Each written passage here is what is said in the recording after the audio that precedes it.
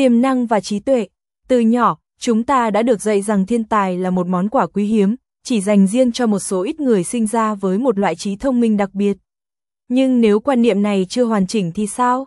Bài đọc này chỉ nhằm mục đích tham khảo về cách đánh thức trí tuệ tự nhiên khi được tồn tại bên trong mỗi cá nhân.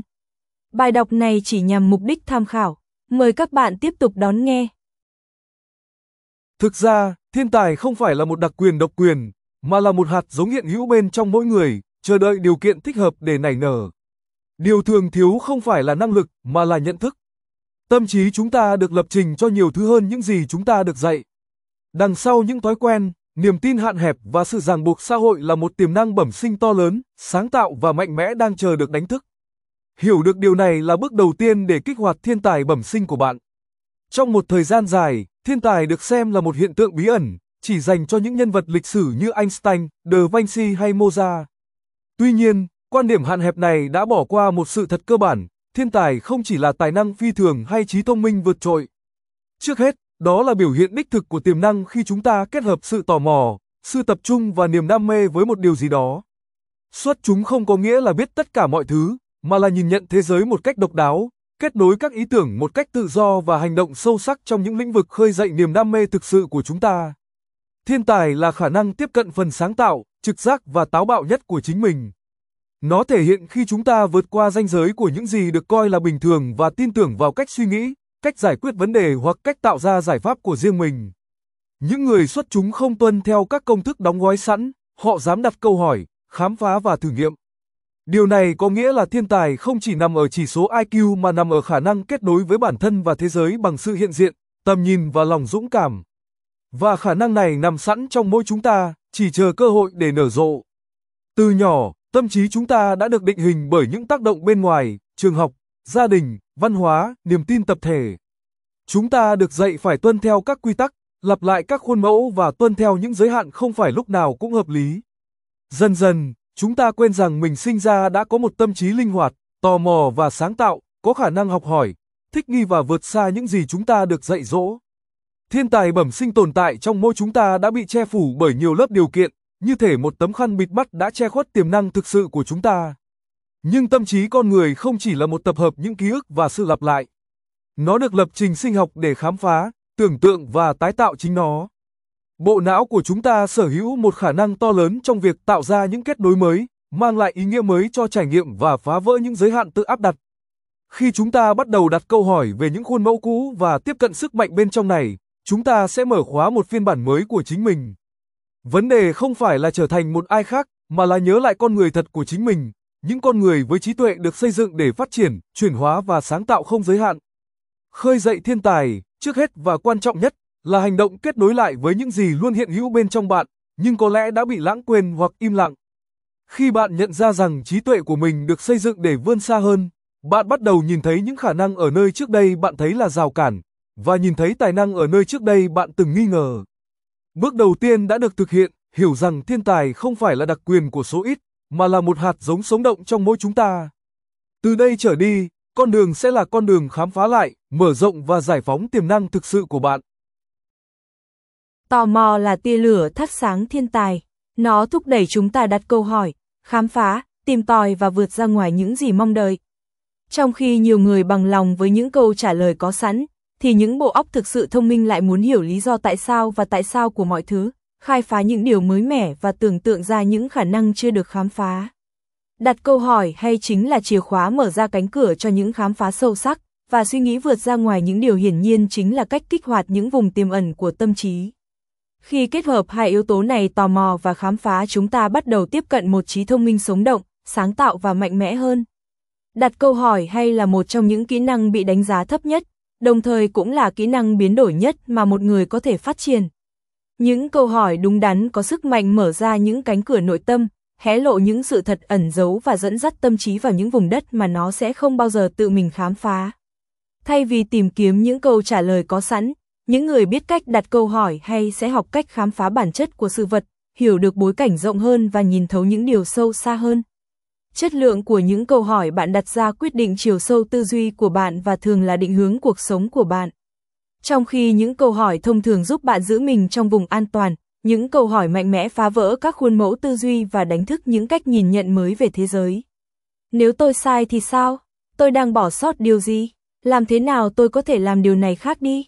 Là những ví dụ về những câu hỏi thách thức tâm trí thoát khỏi tính tự động. Thiên tài không nằm ở những câu trả lời cố định, mà nằm ở thói quen liên tục đặt câu hỏi, khám phá và trau dồi hiểu biết. Bạn càng học cách đặt câu hỏi hiệu quả, trí óc bạn càng có khả năng tiếp cận nhiều khả năng hơn. Suy nghĩ vượt ra ngoài những điều hiển nhiên là một lời mời gọi bước ra khỏi lối mòn và tạo ra những con đường mới trong tâm trí bạn. Khi bạn cho phép bản thân nhìn xa hơn những điều thông thường, bạn thách thức các khuôn mẫu tư duy đã được thiết lập và kích thích các vùng não chịu trách nhiệm cho sự sáng tạo, phân tích và đổi mới.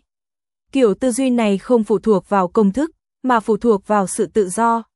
Bằng cách thoát khỏi sự lặp lại tự động, tâm trí bạn bắt đầu tạo ra những kết nối bất ngờ, kết hợp các ý tưởng khác nhau và tạo ra những giải pháp mà trước đây dường như không thể. Chính trong không gian mở rộng này, thiên tài bắt đầu phát triển mạnh mẽ. Hầu hết mọi người đều sống trong những khuôn mẫu suy nghĩ được kế thừa, mà không nhận ra rằng những hạn chế đó chỉ là ảo tưởng do học được. Suy nghĩ vượt ra ngoài những điều hiển nhiên là một hành động của lòng dũng cảm, nó đòi hỏi sự tò mò, cởi mở và sẵn sàng đặt câu hỏi về những gì vẫn luôn được thực hiện theo cùng một cách. Mỗi khi bạn cho phép bản thân khám phá một góc nhìn mới, bộ não của bạn sẽ được củng cố, thích nghi và trở nên linh hoạt hơn. Tâm trí, được kích hoạt theo cách này, trở thành mảnh đất màu mỡ cho những ý tưởng độc đáo, những quyết định sáng suốt hơn và một trí tuệ sống động hơn rất nhiều. Tâm trí được mở rộng mỗi khi chúng ta dám bước ra khỏi những điều hiển nhiên và đặt ra những câu hỏi thực sự quan trọng. Sự tò mò và khám phá không chỉ là những thái độ trí tuệ, mà còn là những công cụ mạnh mẽ để đánh thức những gì chân thực và sáng tạo nhất bên trong chúng ta. Khi chúng ta nuôi dưỡng thói quen đặt ra những câu hỏi sâu sắc và suy nghĩ khác biệt, chúng ta kích hoạt khả năng nhìn thế giới bằng con mắt mới và hơn thế nữa, nhìn nhận bản thân mình rõ ràng hơn. Chúng ta đang sống trong thời đại liên tục bị phân tâm, nơi sự chú ý bị phân tán và tâm trí hiếm khi hoàn toàn tập trung vào một hướng duy nhất. Tuy nhiên, để đánh thức toàn bộ tiềm năng của thiên tài, cần phải khôi phục khả năng tập trung và hấp thụ sâu sắc. Học nhiều hơn, tốt hơn và nhanh hơn không chỉ phụ thuộc vào kỹ thuật, mà còn phụ thuộc vào khả năng hiện diện hoàn toàn trong những gì chúng ta làm. Khi tâm trí tập trung cao độ, nó sẽ đạt đến trạng thái hiệu suất cao, nơi việc học được tăng tốc và lý luận trở nên rõ ràng và mạnh mẽ hơn. Chính trong không gian hiện diện hoàn toàn này, những khám phá vĩ đại nhất sẽ diễn ra. Học nhiều hơn, tốt hơn và nhanh hơn là một kỹ năng vượt xa việc ghi nhớ thông tin hay tích lũy dữ liệu. Nó liên quan đến việc phát triển một phương pháp tiếp thu kiến thức thông minh, ưu tiên chất lượng, hiểu sâu sắc và ứng dụng thực tế. Khi chúng ta học với sự chú tâm tỉnh thức, kết nối thông tin mới với những gì chúng ta đã biết, chúng ta sẽ xây dựng một nền tảng vững chắc, tạo điều kiện thuận lợi cho việc hiểu và ghi nhớ. Điều này biến quá trình học tập thành một quá trình hiệu quả và thú vị hơn, cho phép chúng ta tiến bộ một cách tự tin và nhanh chóng. Học tập tăng tốc đòi hỏi sự chọn lọc, tập trung vào những gì thực sự quan trọng và loại bỏ những thông tin thừa thãi chỉ gây ra sự nhầm lẫn. Việc sử dụng các chiến lược như ôn tập tích cực, luyện tập liên tục và suy ngẫm về nội dung sẽ giúp củng cố những gì đã học, giúp việc học tập được lâu dài. Điều quan trọng nữa là điều chỉnh tốc độ và phương pháp học cho phù hợp với nhu cầu và phong cách cá nhân, bởi vì mỗi bộ não đều có cách tiếp thu thông tin riêng. Theo cách này, học tập không phải là cuộc chạy đua với thời gian, mà là một con đường thông minh dẫn đến sự phát triển liên tục. Tập trung cao độ là chìa khóa cho sự sáng tạo và hiểu biết ở mức độ cao. Khi chúng ta có thể tập trung toàn bộ sự chú ý vào một nhiệm vụ hoặc ý tưởng duy nhất, loại bỏ mọi sự sao nhãng, tâm trí chúng ta sẽ đạt đến trạng thái tập trung cao độ, giúp tăng cường khả năng giải quyết các vấn đề phức tạp và tạo ra những hiểu biết độc đáo. Sự đắm chìm sâu sắc này cho phép chúng ta khám phá những chi tiết bị bỏ qua, mở đường cho những kết nối chưa từng có và các giải pháp sáng tạo, vốn là dấu ấn của thiên tài. Nếu không tập trung cao độ, kiến thức sẽ bị phân mảnh và lý luận bị phân tán, khiến việc phát triển những ý tưởng vững chắc và mang tính chuyển đổi trở nên khó khăn. Thiên tài không chỉ là một tia sáng lóe lên trong đầu, mà là kết quả của quá trình lao động trí óc liên tục và tập trung, nơi não bộ có thời gian và không gian để xử lý thông tin một cách chuyên sâu. Việc nuôi dưỡng trạng thái này là điều cần thiết để biến tiềm năng thành kết quả cụ thể, giúp đạt đến những tầm cao xuất sắc mà thoạt nhìn có vẻ không thể đạt được. Thiên tài không phát triển mạnh mẽ trong sự vội vã hay sao nhãng, mà trong sự hiện diện toàn diện và cam kết sâu sắc. Tự học và kích thích là sự xuất chúng không chỉ phụ thuộc vào những gì chúng ta được dạy, mà còn phụ thuộc vào khả năng tự tìm kiếm của chúng ta. Tự học có nghĩa là nuôi dưỡng sự tự chủ về trí tuệ, học cách học với sự tò mò, chủ động và sáng suốt. Khi chúng ta kiểm soát sự phát triển tinh thần của mình, chúng ta khám phá ra những con đường phát triển độc đáo và đánh thức một trí tuệ chủ động và tự do. Và để tất cả những điều này phát triển, điều cần thiết là tạo ra những môi trường nuôi dưỡng tâm trí, những không gian truyền cảm hứng, thử thách và duy trì khát khao khám phá. Sự kết hợp giữa tự chủ và kích thích tạo ra môi trường lý tưởng để thiên tài được củng cố và phát triển. Phát triển sự tự chủ về trí tuệ có nghĩa là học cách tin tưởng vào khả năng suy nghĩ, đặt câu hỏi và học hỏi của bản thân mà không phụ thuộc hoàn toàn vào các hệ thống hình thức hay sự xác nhận từ bên ngoài. Đó là khi tâm trí ngừng chờ đợi những câu trả lời có sẵn và bắt đầu tự tìm kiếm, với sự tò mò thực sự và một cái nhìn phản biện. Sự tự chủ này đến từ thói quen tìm tòi, đọc sâu, kết nối các ý tưởng và tích cực xây dựng kiến thức, thay vì chỉ tiếp nhận thông tin một cách thụ động. Bạn càng tập trung vào việc học, trí thông minh của bạn càng được khơi dậy, và việc tự học càng trở nên tự nhiên hơn. Để nuôi dưỡng sự tự chủ này, điều cần thiết là tạo ra một thói quen học tập có chủ đích, trong đó sở thích cá nhân là động lực chính. Việc lựa chọn những chủ đề khơi dậy niềm đam mê, đặt ra mục tiêu học tập, tìm kiếm các nguồn tài liệu đa dạng và suy ngẫm về những gì bạn đã học là những phương pháp giúp củng cố sự độc lập về trí tuệ này. Bằng cách đó, bạn sẽ ít phụ thuộc vào những gì được dạy và phụ thuộc nhiều hơn vào mong muốn phát triển của bản thân. Đây là lúc việc học trở nên thú vị và sự xuất sắc là điều tất yếu. Tâm trí cần được kích thích cũng như cơ thể cần được nuôi dưỡng. Một môi trường giàu ý tưởng, tài liệu tham khảo, thử thách và vẻ đẹp có sức mạnh khơi dậy sự hứng thú, khơi dậy động lực và mở rộng tầm nhìn. Việc tạo ra một không gian như vậy không đòi hỏi sự sang trọng hay phức tạp, mà là sự chủ đích. Đó có thể là một chiếc bàn gọn gàng với những cuốn sách truyền cảm hứng, một góc yên tĩnh để suy nghĩ, hoặc thậm chí là một danh sách nhạc giúp tăng cường sự tập trung. Điều quan trọng là môi trường đó khuyến khích sự chú ý, khám phá và sáng tạo, những yếu tố thiết yếu để giữ cho tâm trí luôn năng động và gắn kết. Ngoài không gian vật lý, môi trường tinh thần và xã hội cũng đóng một vai trò quan trọng. Việc vây quanh mình với những người khơi gợi những cuộc trò chuyện sâu sắc, khuyến khích những ý tưởng mới và coi trọng việc học tập liên tục sẽ tạo nên sự khác biệt. Cũng giống như những lời nói tiêu cực và sự sao nhãng quá mức kìm hãm sự tò mò, một môi trường lành mạnh và kích thích sẽ cho phép tâm trí phát triển. Sự kích thích liên tục không có nghĩa là quá tải thông tin, mà là sự tiếp xúc thường xuyên với những gì nuôi dưỡng, thử thách và truyền cảm hứng. Khi môi trường phù hợp kết hợp với khát khao học hỏi, thiên tài sẽ tìm thấy không gian để phát triển một cách tự nhiên. Sự xuất sắc được củng cố khi tâm trí tìm thấy sự tự do để khám phá, không gian để phát triển và những kích thích giúp duy trì ngọn lửa tò mò. Phát triển sự tự chủ về trí tuệ và bao quanh mình với những môi trường nuôi dưỡng tư duy sáng tạo sẽ mở đường cho việc học tập chân thực, sâu sắc và mang tính chuyển hóa hơn. Chính trong mảnh đất màu mỡ này, nơi kiến thức được vun đắp bởi sự lựa chọn chứ không phải bởi nghĩa vụ, trí tuệ sẽ thức tỉnh ở dạng mạnh mẽ nhất của nó, tự do, năng động và không ngừng mở rộng. Im lặng và sáng suốt là một thế giới tràn ngập kích thích. Im lặng đã trở thành một trong những nguồn lực bị đánh giá thấp nhất, và nghịch lý tay lại là một trong những nguồn lực mạnh mẽ nhất. Chính trong im lặng, tâm trí tìm thấy không gian để sắp xếp lại suy nghĩ, tạo ra những kết nối tinh tế và tiếp cận những tầng sâu hơn của sự sáng tạo và sáng suốt. Khi chúng ta tách mình khỏi những tiếng ồn liên tục, cả bên ngoài lẫn bên trong, chúng ta mở ra con đường lắng nghe những gì thực sự quan trọng.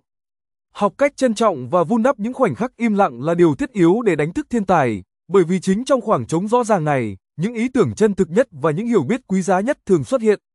Sự im lặng có sức mạnh xoa dịu cơn lốc suy nghĩ và tạo ra một không gian tinh thần, nơi những ý tưởng mới có thể xuất hiện dễ dàng hơn. Giữa ồn ào và vội vã, tâm trí trở nên phản ứng, nhảy từ kích thích này sang kích thích khác mà không có thời gian để đào sâu, suy ngẫm hay sáng tạo. Tuy nhiên, trong im lặng, tâm trí bước vào trạng thái tiếp thu và nhạy cảm hơn, nơi nó có thể quan sát những sắc thái, kết hợp các tham chiếu và tiếp cận những hiểu biết mà thông thường sẽ bị bỏ qua. Chính trong môi trường nội tâm tĩnh lặng này, sự sáng tạo mới nảy nở một cách tự nhiên, thoát khỏi áp lực và sự sao nhãng của thế giới bên ngoài. Sự tĩnh lặng cho phép tâm trí được hít thở, sắp xếp lại và tìm ra những con đường riêng để thể hiện. Khi chúng ta không liên tục phản ứng lại hay tiếp thu, chúng ta tạo ra không gian cho trực giác và trí tưởng tượng được thể hiện rõ ràng hơn. Nhiều khoảnh khắc sáng tạo vĩ đại nhất của nhân loại đã diễn ra trong những khoảnh khắc suy ngẫm và tự vấn. Sự tĩnh lặng không phải là sự vắng mặt của suy nghĩ, mà là mảnh đất màu mỡ nơi tư duy sáng tạo được nuôi dưỡng mạnh mẽ và sâu sắc. Bằng cách vun đắp nó, chúng ta trao cho tâm trí khả năng tiếp cận thiên tài của chính nó một cách trôi chảy và tự phát hơn. Suy nghĩ rõ ràng đòi hỏi nhiều hơn là trí tuệ, nó đòi hỏi không gian. Tiếng ồn, cả bên ngoài lẫn bên trong, đóng vai trò như những nhiễu loạn, cản trở lý luận sâu sắc và ra quyết định có ý thức. Tiếng ồn liên tục, quá nhiều thông báo, những cuộc trò chuyện vô nghĩa, và thậm chí cả những suy nghĩ lặp đi lặp lại, tạo ra một màn sương mù tinh thần, làm mờ tầm nhìn và làm sao lãng sự chú ý. Giảm bớt tiếng ồn này cũng giống như việc lau sạch một ô cửa sổ bị mờ, đột nhiên, các ý tưởng trở nên có tổ chức, các ưu tiên trở nên rõ ràng, và tư duy trở nên tập trung và hiệu quả hơn. Tạo ra những khoảnh khắc dừng lại, hạn chế tiếp nhận thông tin và loại bỏ những gì không mang lại giá trị là những hành động thiết yếu để duy trì chất lượng tư duy. Thế giới thúc đẩy chúng ta hướng đến sự dư thừa, nhưng thiên tài đòi hỏi sự đơn giản và tập trung để thể hiện. Khi học cách bảo vệ sự chú ý và ưu tiên những điều cốt yếu, chúng ta sẽ tiếp cận được một tâm trí nhẹ nhàng hơn, ngăn nắp hơn và sáng tạo hơn. Ít tiếng ồn hơn đồng nghĩa với việc có chiều sâu hơn, rõ ràng hơn, và trên hết là có sức mạnh hơn trong quá trình suy nghĩ của chính mình. Sự minh mẫn về tinh thần là kết quả của một môi trường yên tĩnh, cả xung quanh và bên trong chúng ta. Bằng cách giảm tiếng ồn và vun đắp sự im lặng, chúng ta tạo ra những điều kiện lý tưởng để tư duy sâu sắc hơn và khơi dậy sự sáng tạo.